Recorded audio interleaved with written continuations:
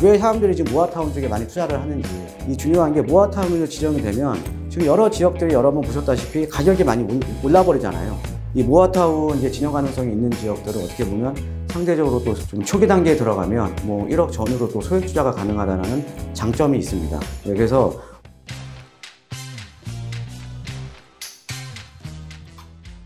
안녕하십니까 시청자 여러분, 부동산 성공 투자 정찬래입니다. 자, 이번 시간에는요, 최근에 이제 그 모아타운과 관련된 좀 상담들이 많이 들어오고 있습니다. 그래서 모아타운이 뭐 우리가 많이 들었던 내용들이 뭐 재개발이라던가 뭐 재건축이라던가 뭐 이런 정비 사업들은 많이 들었는데, 이 모아타운이라는 개념 자체가 이제 최근에 이제 생긴 개념이거든요. 그래서 오늘은 모아타운에 대한 이야기입니다. 자, 최근에 이제 그 모아타운 지정이 됐고요. 또 추가로 또 지금 모아타운 추가 공모가 이번에 들어갔죠. 9월 7일 자료인데 서울시 오세훈표 모아타운 추가 공모에 39곳 신청. 그래서 10월에 뭐 최종적으로 선정하겠다. 지금 이제 19개 자치구 중에서 39곳이 지금 신청을 했고요. 그 다음에 이제 적정성 검토하고 전문가 선정위원회 등 거쳐서 대상지를 10월 달에 최종적으로 이제 선정하겠다라는 내용이고요. 상반기 첫 공모보다 더 많이 신청을 했고, 기존 미추진 9개구에서 모두 신청을 했다. 그래서 높은 관심들을 보이고 있다. 어찌됐든 우리가 모아타운이라는 게 정비사업이잖아요. 그죠? 정비사업이기 때문에, 뭐 모아타운이 지금 최근에 지금 모아타운 얘기 나오는 지역들, 여러분도 잘 아시다시피 가격이 지금 많이 오르고 있죠. 그렇죠? 그 다음에 이제 이 모아타운 이제 진영 가능성이 있는 지역들은 어떻게 보면 상대적으로 또 좀 초기 단계에 들어가면 뭐 1억 전후로 또 소액 투자가 가능하다는 장점이 있습니다. 그래서 오늘은 정확하게 이 모아타운이 뭔지 한번 알아보는 시간을 한번 갖도록 하겠습니다. 자, 일단은 여러분들 이 모아타운은요, 여러분들한테 좀 간단하게 전해드리기 위해서 그 키워드를 한번 생각을 해봤거든요. 우리 시청자분들이 어떻게 하면 잘 이해를 할까. 그래서 제가 생각해낸 게 뉴타운 축소판입니다. 뉴타운이 뭡니까? 예전에는 여러 지역들이 이렇게 재개발 구역들이 이렇게 난립이 돼 있었잖아요. 그렇죠? 이렇게 난립해서 이제 구역으로 이제 개발이 되다 보니까 인프라 같은 경우도 뭐 연결이 안 돼 있고요. 서로 따로따로 이제 재개발을 하다 보니까. 그래서 이거를 한데 묶은 게 바로 뉴타운입니다. 뉴타운. 그렇죠? 그러니까 광역적으로 개발하는 게 뉴타운이라는 거죠. 그래서 우리가 뉴타운이라는 개념 자체가 도심 속의 미니 신도시. 그래서 이 뉴타운으로 개발이 되게 되면 이 안에 학교가 부족하면 학교도 들어가고요. 그 다음에 도서실이 없으면 도서관도 들어가고요. 그 다음에 주민들을 위한 커뮤니티 시설이 잘 들어가죠. 자, 그 다음에 각 단지와의 어떻게 보면 연계성이 상당히 뛰어나죠. 그래서 뭐 여러 구역을 이제 지나는 무슨 산책로가 만들어진다라든가 이제 공원이 만들어진다라든가 이런 광역적인 개발. 그러니까는 이 뉴타운은 큰 재개발 지역이 이렇게 광역적으로 모여 있는 게 뉴타운이고요. 그 다음에 모아타운은요, 소규모 재개발 지역이 크게 모여 있는 게 모아타운입니다. 좀 이해가 되시죠? 그래서 모아타운은 개념 자체를 그냥 뉴타운 축소판이구나. 이렇게 이해를 하시면 좀 이해가 좀 빠르실 것 같습니다. 자, 먼저 이 모아타운에 생긴 배경을 한번 살펴볼게요. 자, 서울의 저층 주거지 131제곱킬로미터 중 재개발이 어려운 저층 주거 지역이 상당히 많습니다. 이게 약 한 87% 정도를 지금 차지하고 있다는 거죠. 자, 그럼 재개발 사업이 안 되니까 다른 사업을 진행을 해야 될 거 아닙니까? 그래서 생긴 게 모아타운입니다.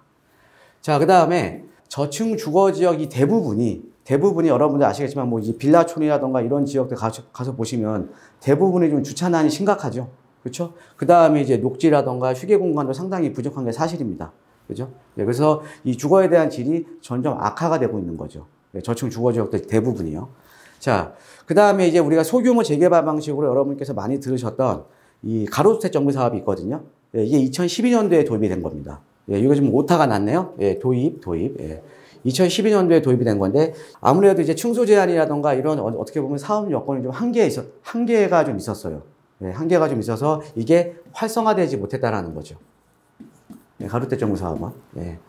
그럼 모아타운이란 뭐냐? 모아타운이란 기존에 아까 우리가 가로주택 정비 사업 같이 가로구역 단위 개발 시에는요, 우리가 또 인프라가 체계적으로 갖춰지지가 못하겠죠. 뭐 주차장이라든가 공원이라든가 이런 기반시설 확보가 상당히 어려울 거 아닙니까? 우리가 과거에 아까 말씀드렸던 재개발처럼. 그죠? 그래서 기반시설 확보가 상당히 좀 어려우니까. 근데 이제 모아타운 개발 시에는 기반시설이라든가 이제 공동 이용시설이 상대적으로 확보하기가 쉽겠죠. 왜? 뉴타운도 이런 공동 이용시설이라든가 기반시설이 확보하기가 상대적으로 편하잖아요. 그렇죠?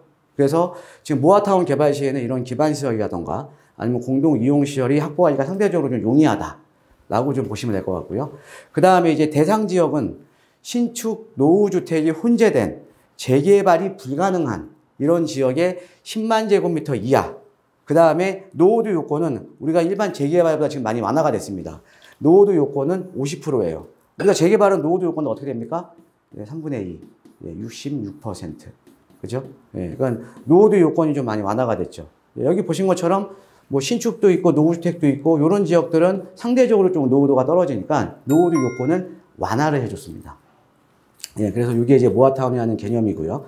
자, 그 다음에 그래서 여러분들 다시 한번 제가 말씀드리지만 이 모아타운은 기존 뉴타운 사업의 축소판이다 라고 좀 이해를 하시면 될 것 같습니다. 자, 그래서 이게 이제 모아타운이에요. 이렇게 그러니까 하나의 타운으로 지정을 해서 여기에는 또 이 모아타운 종류가 또 여러 종류가 있거든요. 그래서 이쪽은 뭐 자유주택형, 이쪽은 뭐 소규모 재개발형, 이쪽은 가로주택형, 이쪽은 건축협정형. 그 다음에 이렇게 해서 이렇게 이제 하나의 타운을 만들어주는 거죠. 하나의 타운을 만들어주니까 여기에 도로라던가 이런, 아니면은 뭐 주차장이라던가 뭐 이런 것들은 뭐 같이 이용도 하고요. 그래서 기반시설, 그러니까 인프라를 놓기가 상당히 좀 용이하다라는 거죠. 이렇게 좀 이해를 하시면 될 것 같고요.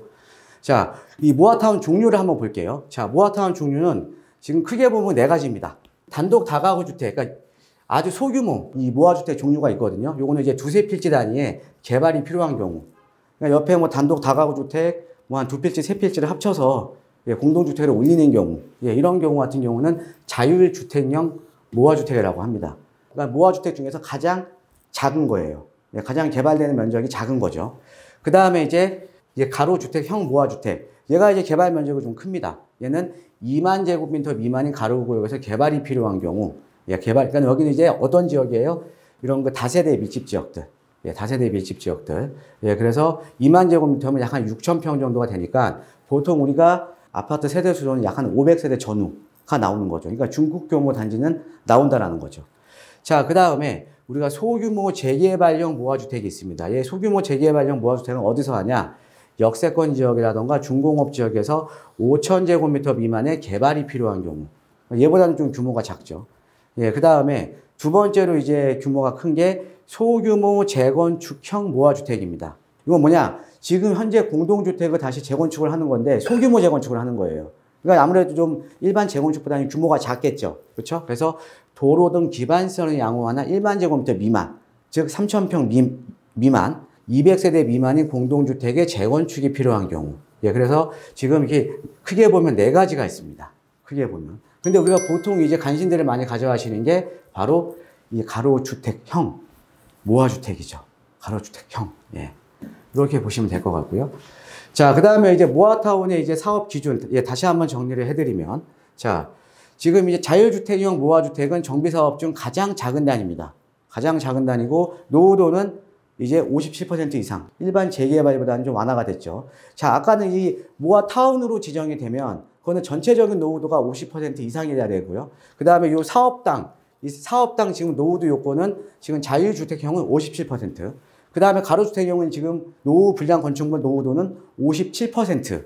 그 다음에 소규모 재건축형은 얘 같은 경우는 이제 안전이나 자체가 다 생략이 되죠. 생략이 되는데 이 노후도 요건은 67% 이상. 그 다음에 소규모 재개발형.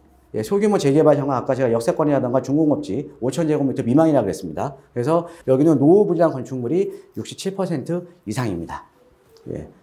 그 다음에 이제 자율주택형은 이렇게 이제 보시는 것처럼 가장 뭐 20세대 미만, 뭐 20채 미만, 10호 미만, 이게 가장 작고요. 그 다음에 이 가로주택형은 20세대 이상, 그러니까 가장 규모가 크고요. 그 다음에 소규모 재건축은 아까 200세대 미만이고요. 소규모 재개발 같은 경우에는 이제 공동주택이나 단독주택 이런 뭐 제한이 없습니다. 이렇게 좀 이해를 하시면 될 것 같고. 근데 대부분이 우리가 투자를 보는 게 가로주택형, 모아주택을 많이 보고 있어요. 가로주택형. 그래서 면적은 아까 보셨듯이 이 가로주택형 모아주택이 가장 크고요. 소규모 재건축형이 두 번째로 크고, 그 다음에 얘가 세 번째고, 얘가 네 번째로 가장 작다라고 좀 이해를 하시면 될 것 같습니다. 우리가 근데 모아타운은 어떻게 지정이 되냐? 모아타운은 어떻게 지정이 되냐면요. 아까 제가 지금 인트로에 제가 설명드렸듯이 지금 자치구에서 공모를 하죠. 그렇죠. 공모를 해서 이번에 지금 10월 달에 지금 발표될 예정이잖아요. 그러니까 두 가지 방법이에요. 하나는 이렇게 자치구에서 공모 방식을 통하는데, 자, 이렇게 지금 대상지를 공모를 하고, 또 구에서 시에서 대상지 제출을 하면 대상지, 시에서 또 대상지 평가를 하고, 대상지 선정 및 발표를 하면, 그 다음에 이제 관리계획은 이제 구에서 이제 관리계획을 수립을 하고, 그 다음에 이제 구에서 시로 넘기면, 시에서는 이제 승인 신청이 넘어가면 이제 승인을 해주는 겁니다. 그래서 이게 첫 번째는 이제 자치구에서 공모를 하는 거고요. 두 번째는요, 최근에 여러분들 뭐 신소통합기획이라던가 역세권 시프트라던가 이런 사업들이 대부분이 또 주민 제한 방식으로 많이 하잖아요. 예, 주민 제한 방식도 가능합니다. 이 주민 제한 방식은 아래 요건 충족 시에 주민이 직접 관리 계획을 마련하는 거예요. 우리 어떻게 하겠다. 우리 어떻게 계획 세우겠다. 라는 걸 마련하여 자치구에 제출을 할 수가 있는데, 조합 같은 경우는 소규모 정비사업 시행을 위해 설립된 조합이 2개 이상이어야 되고, 그 다음에 토지 등 소유자는 모아주택 사업 시행 예정지 2개소 이상 각각의 대상 토지 면적의 3분의 2 이상이, 토지 면적 3분의 2 이상의 동의를 받아서 주민이 제한을 할 수가 있는 겁니다. 우리가 보통 일반적으로 이 주민이 제한을 한다라는 건 어떤 거냐면, 보통 일반적으로 이 주민이 제한을 하게 되면 어찌됐든 주민들의 의견 수렴을 통해서 먼저 제한을 한 거 아닙니까? 그러면 이 주민 제한 방식은 상대적으로 그냥 지자체에서 지정을 해주는 것보다는 사업에 대한 속도가 상대적으로 아주 빠르죠. 예, 이렇게 좀 이해를 하시면 될 것 같고요. 자, 그 다음에 이제 이 모아타운 제한 사항을 한번 보면, 우리가 이제 서울에서 뭐 재개발, 재건축이나 이런 것들 보면 여러 가지 또 제한 사항이 있죠. 자, 조합원 지위양도 같은 경우는 자유주택형 모아주택은 미적용입니다.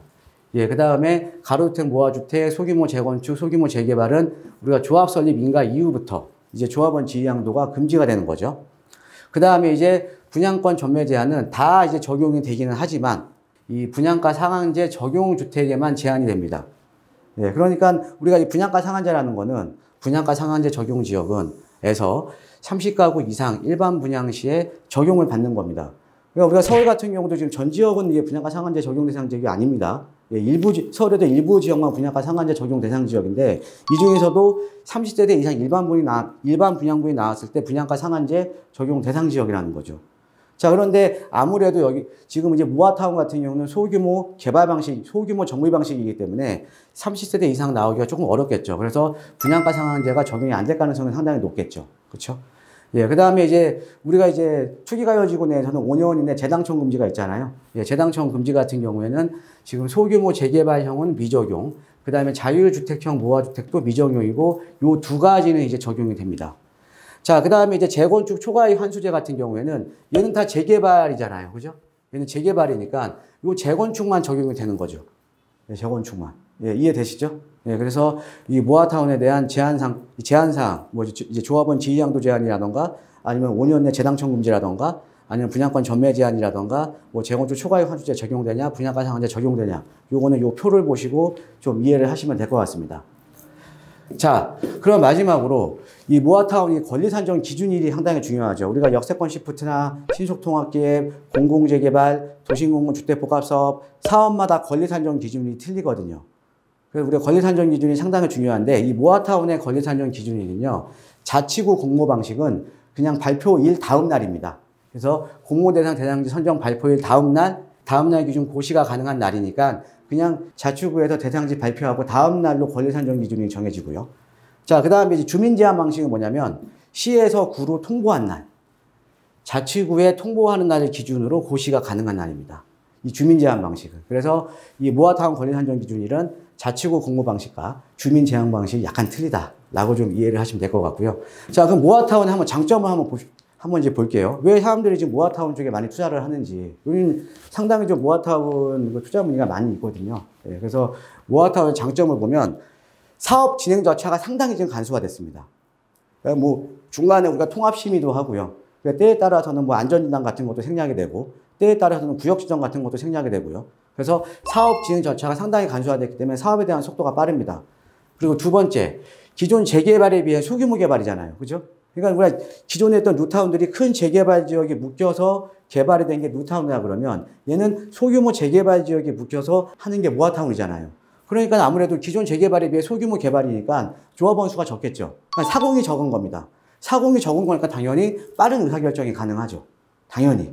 그러니까 사업이 빠를 수밖에 없겠죠. 그러니까 사업 진행 절차도 상당히 간소화됐고, 그 다음에 빠른 의사결정이 가능하니까 사업에 대한 속도가 상당히 빠르겠죠. 자, 그 다음에 입지에 맞는 사업이 가능한 겁니다. 아까 우리가 모아타운 크게 네 가지가 있었죠. 자, 자율주택, 가로주택, 소규모 재건축, 재개발. 그러니까 입지에 맞는 사업이 가능하니까 상당히 좀 플렉서블하게 개발을 할 수 있는 게 바로 모아타운이라는 거죠. 예, 그래서 그만큼 이제 어떻게 보면은 내가 잘 선정만 한다 그러면 좀 투자 차익을 볼 수 있는 지역이겠죠. 그렇죠? 자, 그 다음에 노후도라든가, 아까 노후도 요건 많이 완화했죠. 그 다음에 용적률이나 건축기재도 지금 많이 완화가 된 게 모아타운입니다. 용적률도 뭐 2종일 때는 3종으로, 그 다음에 2종 7층에서는 2종 15층 이상으로, 이렇게 용적률도 좀 상당히 많이 완화가 됐고요. 또 이 건축규제 같은 경우도 뭐 건축선이라든가 이런 것도 상당히 많이 모아타운으로 가게 되면 완화가 됐습니다. 이렇게 그러니까 노후도라든가 용적률, 건축규제가 완화가 됐다는 거는 사업성이 상대적으로 좋아진 거죠. 예, 그래서 이게 바로 이제 모아타운의 장점으로 이제 보시면 될 것 같습니다. 그래서 여러분들 최근에 이 모아타운과 관련해서 문의사항들이 상당히 많습니다. 예, 그리고 이런 여러 가지 뭐 사업 진행 절차가 빠르고요. 빠른 의사결정이 가능하고, 즉, 뭐냐면은 투자자 입장에서는 이거는 엑시트한 타이밍이 상당히 빠르다라는 거죠. 예, 그리고 최근에 이제 우리가 이 중요한 게 모아타운으로 지정이 되면 지금 여러 지역들이 여러 번 보셨다시피 가격이 많이 올라버리잖아요. 아니면 뭐 이제 우리는 모아타운 지정한다 이런 기대감 때문에 가격이 많이 올라버리거든요. 그러니까 여러분들 이런 모아타운도요, 좀 될 만한 지역을 선점해서 가는 게 상당히 중요한 겁니다. 그래서 이런 모아타운이라던가 아니면 소액 투자와 관련해서 문의사항 있으시면요, 여기 전화번호 보이시죠? 5677-1188. 예, 저와 함께 상담하시면 될 것 같습니다. 예, 그래서 오늘은 모아타운에 대한 배경과 개념, 그리고 모아타운의 장점, 네, 이런 것들을 이제 강의로 제가 한번 준비를 해봤습니다. 오늘 강의 좀 도움이 좀 되셨으면 하고요. 자, 오늘도 좋은 하루 되시기를 진심으로 기원하겠습니다. 감사합니다.